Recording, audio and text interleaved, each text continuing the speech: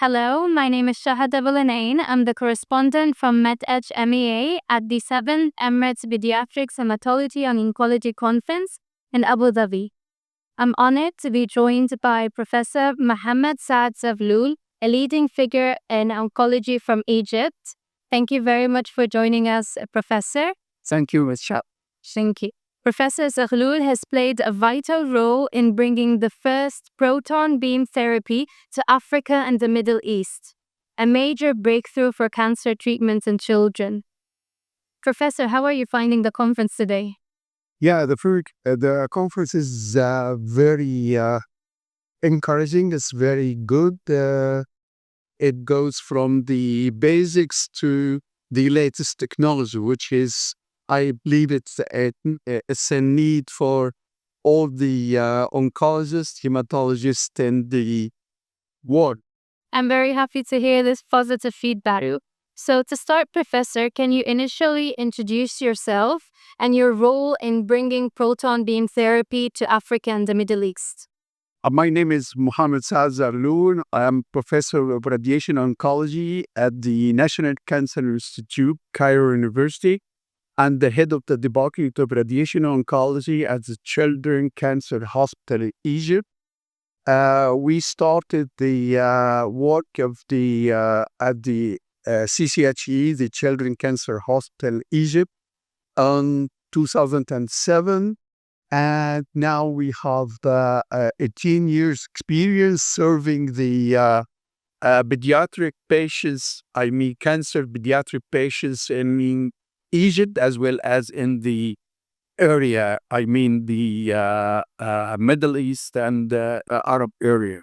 That's an impressive history, Professor. So I'd like you to please tell us about what types of pediatric cancers will benefit from the proton beam therapy. Actually, all the pediatric cancers may benefit from proton beam therapy because the proton beam therapy decrease the side effects, especially the late side effects, because it's prompt and precise radiation. So the normal tissue will have a much less dose, which may cause some if the dose is high, so it may take a side effects, mainly the late side effects, which is not the case in proton beam therapy. The many of the pediatric patients have, like in the CNS, especially the medulloblastoma cases, which we are irradiating a lot of the tissues, and so the normal tissue, many of the normal tissue receive some dose of radiation. With the proton beam therapy, the dose to this normal tissue is minimal, reaching up down to zero, so of course, and this will protect the children from having late effects. And with these late effects, it's the worst is the secondary malignancy. I think the reduction in side effects will ultimately lead to a better quality of life for those patients. Yes, sure. Another thing is we can irradiate by the proton beam the base of the skull, in which we can reach up to very high dose.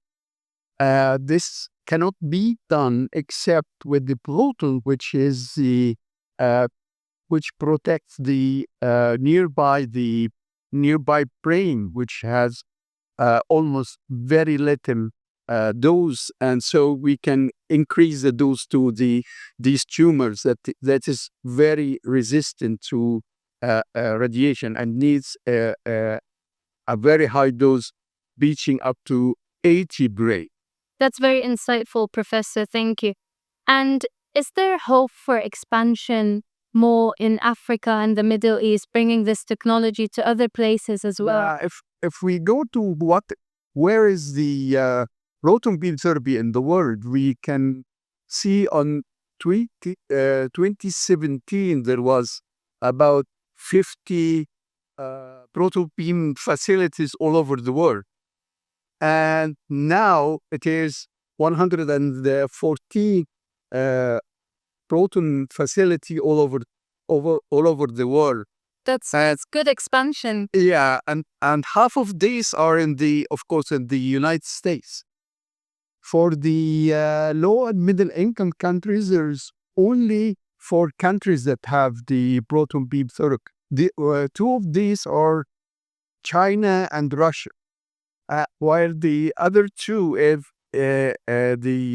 India, which is a lower middle income countries, and the Thailand. So Egypt will be the fifth one in the low middle income countries to have this.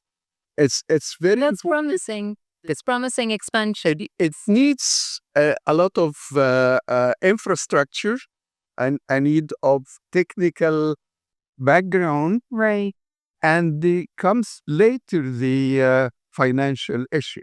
Financial issue is still high, but it decreased in the last century very much. That allows many hospitals to get this proton beam therapy. Right. Hopefully, we'll have more of these institutes worldwide, especially in the Middle East. Yeah, in Egypt, the first facility will stop hopefully in November 2025. Yeah, after a few months from now. That's good.